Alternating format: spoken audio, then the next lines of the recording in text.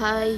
ಇವಾಗ ಯಾವುದೋ ಒಂದು ಫಂಕ್ಷನ್ಸ್ಗೆ ಏನೋ ಒಂದು ಇವಾಗ ನಾಮಕರಣನೋ ಶ್ರೀಮಂತನೋ ಇಲ್ಲ ಇವಾಗ ಮದುವೆಗಳಿಗೋ ಏನೋ ಒಂದು ಜಸ್ಟ್ ಫಂಕ್ಷನ್ಗೆ ಒಂದು ಚಿಕ್ಕ ಫಂಕ್ಷನ್ಗೂ ನಾವು ಹೋಗಬೇಕಂದ್ರೆ ಏನೋ ಇವಾಗ ಏನೋ ಸ್ಯಾರಿನೋ ಇವಾಗ ಡ್ರೆಸ್ಸೋ ಏನೋ ಒಂದು ಹಾಕ್ಕೊಂಡು ರೆಡಿ ಆಗಿಬಿಡ್ತೀವಿ. ಮೇಕಪ್ ಒಂದು ಸ್ವಲ್ಪ ಟಚಪ್ ಮಾಡಿಕೊಂಡು ರೆಡಿ ಆಗಿಬಿಟ್ಟು ಇವಾಗ ಹೇರ್ ಸ್ಟೈಲ್ದು ಏನೋ ತುಂಬ ತಲೆನೋವು.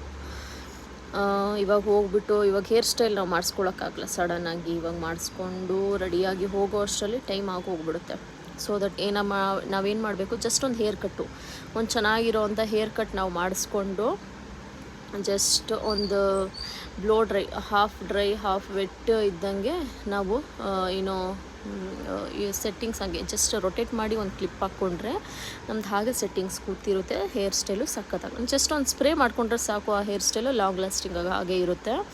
ನೋಡ್ತಾ ಇದ್ದೀರಾ, ನಾನು ಜಸ್ಟ್ ಸುಮ್ಮನೆ ನನಗೆ ಫೆದರ್ ಅಂದರೆ ಇಷ್ಟ. ಸೊ ದಟ್ ನಾನು ಸುಮ್ಮನೆ ಸಿಂಪಲಾಗಿ ಕಟ್ ಮಾಡ್ತಾ ಇದ್ದೀನಿ.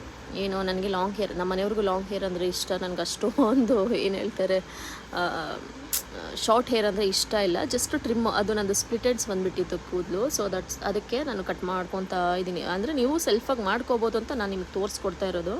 ನನಗೆ ಕಟ್ ಮಾಡ್ಕೋಬೇಕಂತ, ಹೇರ್ ಕಟ್ ಮಾಡ್ಕೋಬೇಕಂತ ಏನು ಇಷ್ಟ ಇರಲಿಲ್ಲ. ಹೌದು. ಸೊ ದಟ್ ನೀವು ನೋಡ್ತಾ ಇದ್ದೀರಾ ನಾನು ಯಾವ ರೀತಿ ಜಸ್ಟ್ 4 ಸೆಕ್ಷನ್ ತೊಗೊಂಡಿದ್ದೀನಿ. ಫ್ರಂಟಲ್ಲಿ ಎಷ್ಟು ಶಾರ್ಟ್ ಬೇಕೋ, ಎಷ್ಟು ಲೆಂತ್ ಬೇಕು ಅಂತ ಕಟ್ ಮಾಡ್ಕೊಂಡಿದ್ದೀನಿ. ಬ್ಯಾಕಿಂದ ಫುಲ್ಲು ತೊಗೊಂಡು ಎಷ್ಟು ಬೇಕು ಎಷ್ಟು ಬೇಡ ಅಂತ ಕಟ್ ಮಾಡ್ಕೊಂಡಿದ್ದೀನಿ. ನೋಡ್ತಾ ಇದ್ದೀರಾ, ಫಿನಿಶಿಂಗ್ ಆಗಿದೆ. ಲಾಸ್ಟಲ್ಲಿ ಫೈನಲಾಗಿ ಸೆಟ್ಟಿಂಗ್ಸ್ ಮಾಡಿ ತೋರಿಸಿದ್ದೀನಿ. ಜಸ್ಟ್ ಇಷ್ಟೇ ಸಿಂಪಲಾಗಿ ನೀವು ಮನೇಲಿ ಮಾಡ್ಕೋಬೋದು.